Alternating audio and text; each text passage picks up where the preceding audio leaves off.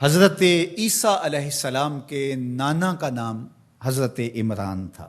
حضرت عمران کے ہاں اولاد نہیں تھی، ان کی زوجہ حضرت حنہ سلام اللہ علیہا، پیغمبروں کا خاندان ہے، پیغمبروں کی صحبت ہے، تو وہ بھی صبر شکر کر کے اللہ کی رضا پہ راضی تھی۔ گھر کے صحن کے اندر دوپہر کے وقت چارپائی بچھائے ایک درخت کے نیچے قیلولہ کرنے لگی تو ایک منظر دیکھا کہ درخت پر ایک چڑیا نے گھونسلہ ڈالا ہوا تھا اور اس نے بچے دیے ہوئے تھے۔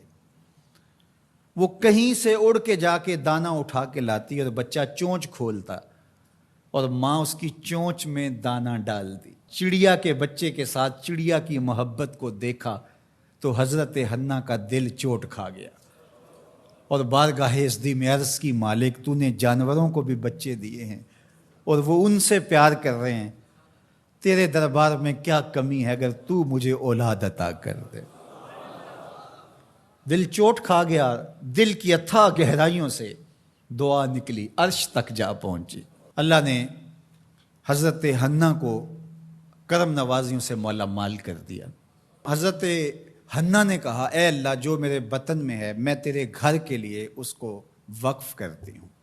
جب ولادت کے لمحے آئے تو حضرت حنہ زوجہ عمران نے بیٹی کو جنم دیا تو پریشان ہو گئیں کہ مالک یہ تو بیٹی ہے، میں نے تو اس کو مسجد اقصیٰ کے لیے وقف کیا ہے اور وہاں سارے مرد ہیں، ایک لڑکی جب جوان ہوگی تو اس کو وہاں کیسے چھوڑ سکوں گی، منت میری کیسے پوری ہوگی۔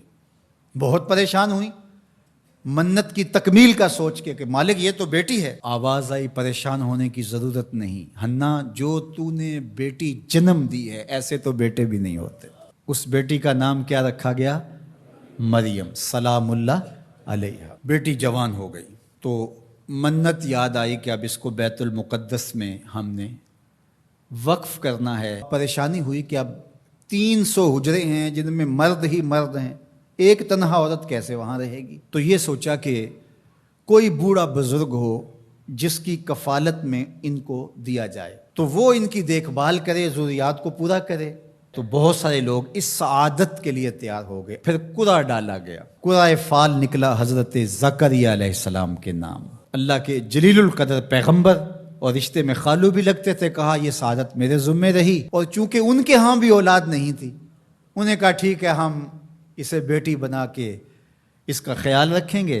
حضرت زکریہ علیہ السلام نے ایک حجرہ مختص کیا حضرت مریم کے لیے اور ان کی ضروریات کو پورا کرتے، کھانا دیتے۔ جب کہیں جانا ہوتا تو حجرے کو باہر سے تالا لگا کے چلے جاتے، افطار کے وقت یا رات کو گئے ہیں تو سحری کے وقت پھر آ جاتے۔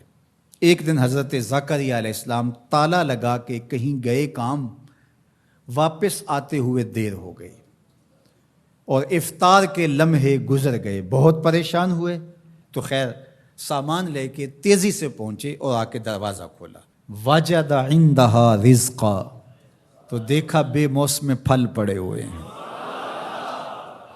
حیرت تو یہ تھی کہ پھل ہیں، دروازہ مقفل ہے، باہر سے کوئی اندر نہیں جا سکتا، اندر سے کوئی باہر نہیں آ سکتا، پھل کیسے آئے؟ پہلی حیرت تو یہ، پھر پھل بھی بے موسم۔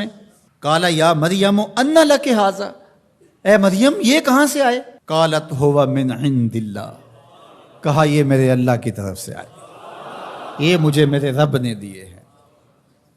ان اللہ یرزق من یشاء بغیر حساب، وہ جس کو چاہتا ہے بغیر حساب کے عطا کرتا ہے، اس کے لیے کوئی مشکل نہیں ہے۔ جو ماں کے پیٹ میں بچے کو رزق دیتا ہے، انڈے میں چوزے کو رزق دیتا ہے، وہ حجرہ مریم میں مریم کو رزق نہیں دے سکتا؟ اب حضرت زکریہ علیہ السلام کا ذکر آپ نے سنا کہ ان کے ہاں اولاد نہیں تھی، اور عمر کتنی ہو گئی تھی؟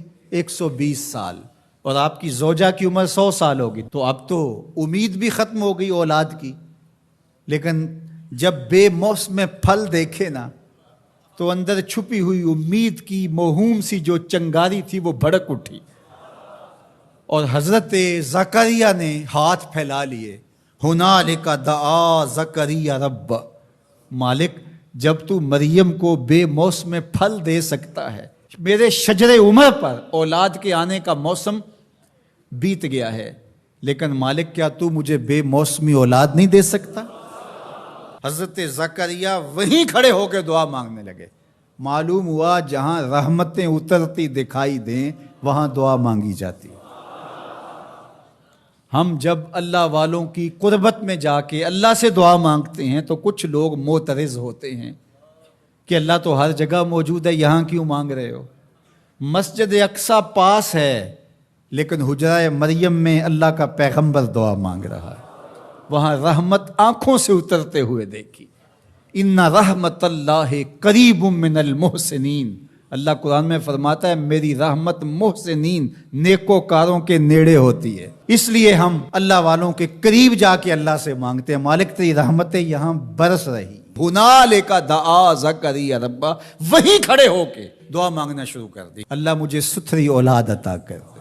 پھر کیا ہوا کہ کہا گیا یہاں دعا کیوں مانگ رہے ہو، میرے گھر میں آؤ۔ کہا گیا نبی ہو کے ولیہ کے حجرے میں دعا مانگ رہے ہو، تمہیں کچھ نہیں دیا جائے گا؟ نہیں، سنو قرآن سنو۔ فنادتہ الملائکہ، فرشتے آ کے پکار کرنے لگے۔ کب؟ وَهُوَ قَائِمٌ يُصَلِّي فِي الْمِحْرَابِ، وہ حجرے میں کھڑے ابھی دعائیں مانگ ہی رہے تھے، فرشتوں نے آ کے ندا دی کیا؟ ان اللہ یبشرک بیحییٰ، اے زکریا تمہیں مبارک ہو، ہم تمہیں یحییٰ عطا فرمائیں گے۔ اولاد مانگی ہے تو یحییٰ ملے گا، لیکن اکیلی اولاد نہیں مانگی، ذریۃً طیبہ، ستھری اولاد مانگی ہے، پاک اولاد مانگی ہے۔